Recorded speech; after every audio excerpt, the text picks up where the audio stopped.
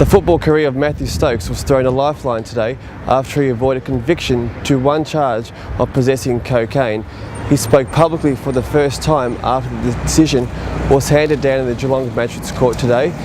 He said he was thankful to his teammates for their support and deeply embarrassed and sorry for his actions. I'm very glad that this is over. I'm really sorry and embarrassed of my actions.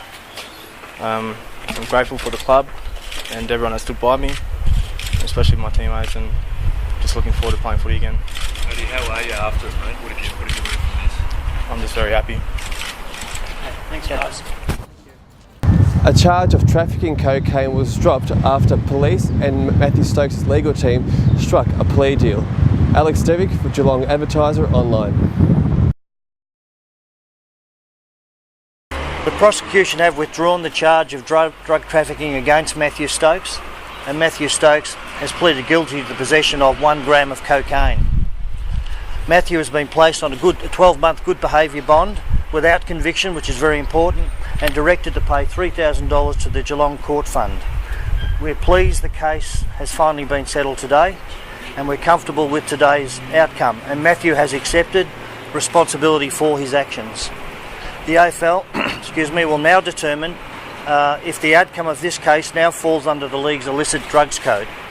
Over the past 3 months, Mathew's behaviour has been exemplary, and we look forward to his continued growth in the future. Brian, does Mathew remain with the club now beyond this? Yes, Mathew has our full support.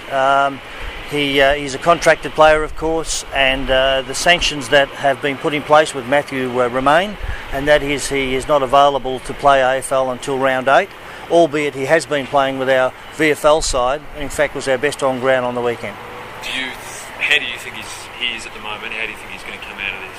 Oh, look, he's had a really tough 3 months. He's had to live with 3 months under this trafficking possibility, and that's now dissolved. So having lived for 3 months was a pretty big penalty on its own, and now that it's been dropped, I'm sure there's a lot of relief in his world at this point in time. What sort of impact has this had on the club and Matty in general? Look, it's been an issue that we've had to deal with, and it's taken up a lot of time and energy. And we were really disappointed at the beginning of 3 months ago. And we've worked diligently, as has Mathew's solicitors, to make sure that the trafficking charge in particular was dropped, which it was. So it's taken up a lot of time, but look, at the end of the day, when you've got 44 players between the ages of 17 and 30, these things do happen every now and again. I think the magistrate was fantastic in the way he summed up the case, and the fact that he pointed out quite emphatically that Mathew, as do all players, have a serious obligation to society and to make sure that they don't get involved in drugs, because it does so much damage and has so much cost to society. And Mathew, as a role model, has to ensure that he stands by that behaviour and upholds those beliefs.